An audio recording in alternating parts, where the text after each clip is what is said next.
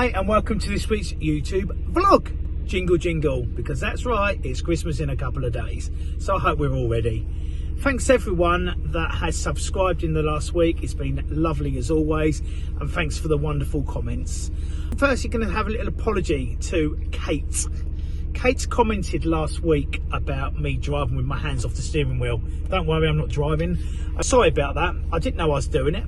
I don't intend to do it, and it's not cool and it's not funny. I totally appreciate your comment, and actually I'm really glad you did comment because it's made me more aware. Okay, it's not an excuse, but I actually have arthritis here in this hand, right down here, my wrist, and as you probably see, I was rubbing it like that because basically it was hurting. But as I say, it's no excuse. Hands on the steering wheel, everybody. So yeah, so moving on, what's been going on in our world? A mad week because it's so close to Christmas. Everyone's panicking, everyone wants their Arga cookers doing, everyone seems to have problems with their boilers as always, and it's the normal Christmas rush. On top of, unfortunately, one of our guys left at the end of last week, just changing the way career, just moving on. So yeah, best of luck for the future, Ben. It's great to have you. Hope you the best for your future, whichever way it takes you. So there we go. So if there is any installers, we're looking for an installer in the Cambridge area that fancies coming to see us or having a general chat with us, valves, pumps, boiler installation, stuff like that, feel free to comment, send us an email, etc, etc. It'd be great to hear from you all. So let's move on to this week's YouTube vlog. I'm going to do a couple of breakdowns. My first one is a Wallstar, which I'm about to go to. It's an older Wallstar boiler that have the Stirling burner on it. And the reason I decided to do another Wallstar breakdown, I know you've seen me do one before, is because it won't be a digital control box on it. It will be different. It will be a Stirling burner, as I just said. Okay, so they've reported that it blew a fuse, the 3 amp fuse upstairs. They have changed it, but now the boiler doesn't go. I think they can hear it sort of running, but there's no heat there. They can't hear a flame. So if I was going to take a educated guess on that, I would probably say either the coil's gone bang or the transformer's gone bang. But because they're saying that it's still running but there's no heat, again, I would probably say it's a transformer that blew the fuse and now it doesn't work at all. Now they put a new fuse in it, and that's probably caused by the control box, because it's quite common on a Wallstar that if the control box gets stuck on pre-purge, i.e. it's just sparking only before it lifts the coil, and it just runs and runs and sparks and sparks and sparks, the transformers overheat, and boom, they pop the fuse in the house because they don't like it. So that's what I'm guessing it's going to be. So it's not too far for me, so I need to get on, and I hope you enjoyed this week's YouTube vlog. Okay, so I'm here. Just go around the back. As I say, they said it's just running. Hang on a minute. Oh, they've got the front off the boiler already. Brilliant. Okay. Oh yeah. So as you can see, it's a Wallstar. It's just running and running and running, and it's not firing. Okay, and like I said to you, it had blown the fuse and they changed the fuse. So I know exactly what that is. What that will be is the control box has failed basically, and it's just continuously held the spark on, and it's blown the transformer. And when the transformer went bang, the fuse went bang. So I'm just going to rip it to bits. So on this burner, to get it out on the Wallstar, you've just got the one screw there, which I'll get my little hand in there. He says, oh, nice and tight, brilliant, good start. And I'm going to pull that back. It's only short, this screw, so it can be a bit fiddly to get it back on again. Okay, well, I'm just going to pull the burner out and then I'll show you what I can find. Burner's out, transformer goes just in there like so, and I've taken it out.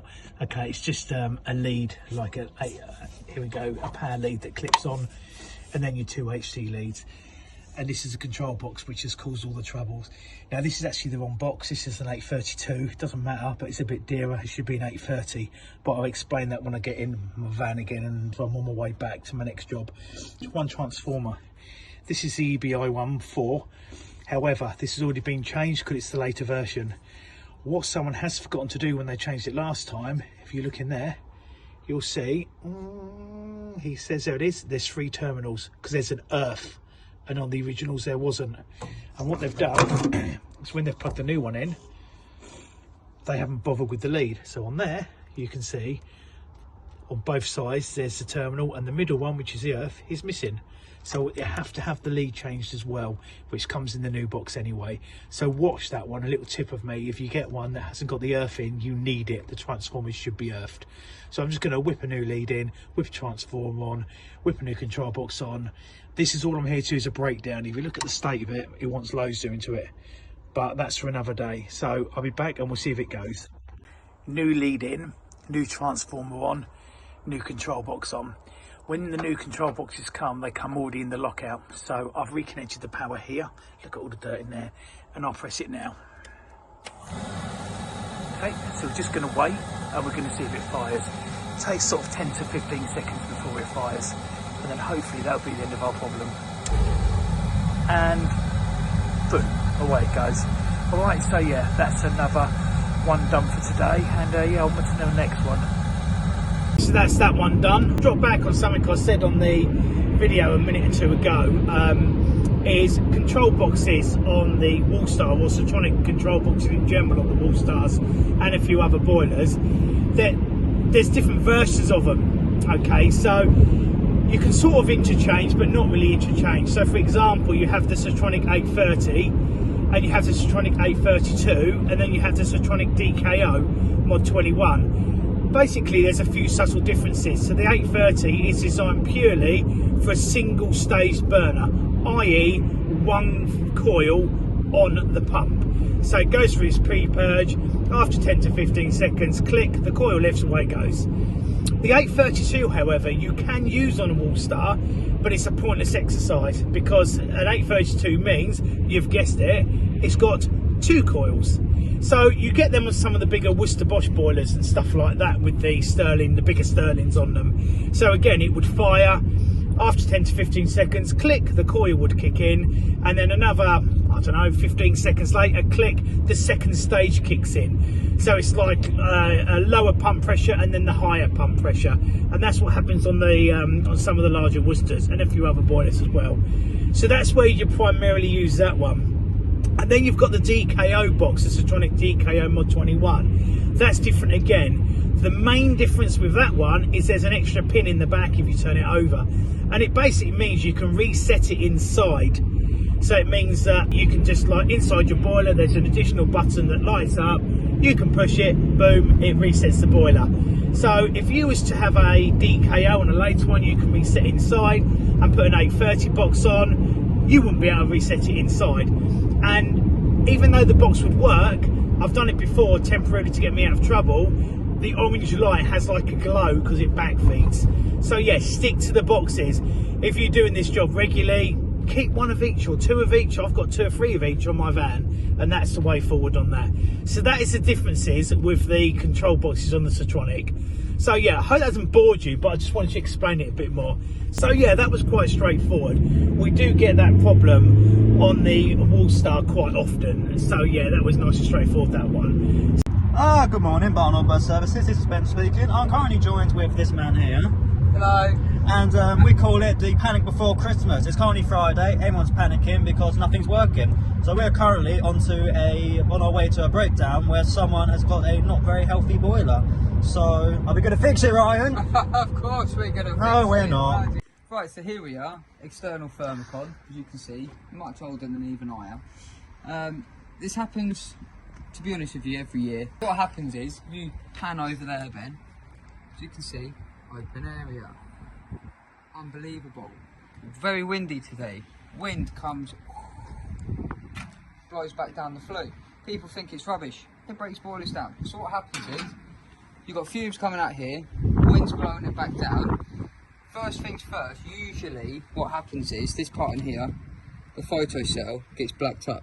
On this case, it hasn't actually got blacked up. Now, after resetting the boiler, it does actually seem to work for quite a while. So, I'm going to put it down to the nozzle at the moment. So, if we undo this 13mm nut, It doesn't look that bad. it doesn't look that bad, but it's got black marks on it still, isn't it? You can never trust nozzles that are like that, can you? Pan inside there, have a little look, see what colour it is. You've got any black? It's clean. Yeah? There you go, you can start seeing it. It's not 13. Oh, Right, brilliant. Okay, I'm going to work out what to do next. Stay tuned. What we did was we've just run the boiler for another couple minutes. I've stuck my machine in it, and I'm not going to lie to you, it's actually all the fumes that are coming out of this boiler are very, very much off. This boiler is very, very far out of setup, so I believe it's this nozzle. So what we're going to do is very slowly undo the nozzle. Be very careful that oil doesn't come out, which it will always come out. We'll have a little look in there just to make sure it's nice and clean. Which as you it can is. see, sparkling clean. 5580 EH in this boiler. No nozzle in there. Plug the HT leads on. Now, I want to show you guys something because this is so important as an engineer. If you come and look at this side, Benny, I'll take the camera. So you've got HT lead there, and it comes out the back here, you see. So as Ben's pushing in, you must pull the lead out the back, you see. I'm basically pulling Ben now. He's just going to get the other one on. As that one's quite tight, we don't want to pull on it too hard. Very, very fiddly job. Very, very fiddly. You got it on there? So as you can see, Put it back in. he's going to put that there. You pull these leads Pull the leads back. Don't put it too hard or else you'll put it off and then you're going to have to redo this process again. Yeah, do it all again. But that simply will prevent it from going wrong in the future. There you go, Such simple. a simple thing. Do the nuts up. Let's make sure that's all nice and centered. The electrodes aren't touching the nozzle or the blast tube. And we know from the last nozzle that it's not catching, so we're going to leave it set up how it is. Let's see, getting that done. Also, never do these screws up too tight because you'll only make it half yourself. So important. As you can see, look, this screw here is starting to be rounded off. We're doing them up too tight. You struggle so hard to get them undone again. Obviously, naturally, your screwdriver just starts to wear the cross out. So you've got to be very, very careful with these things. Treat everything with kid gloves.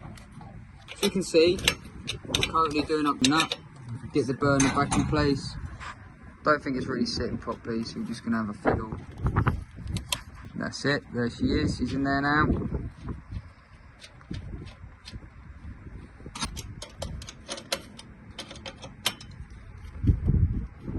And as you can see, for safe isolation, make sure you always unplug the wrong plug. yeah, don't unplug the burner. Unplug the circulator. Unplug the mains, brilliant, yeah. Unplug both of them. Right, stand back just in case it explodes.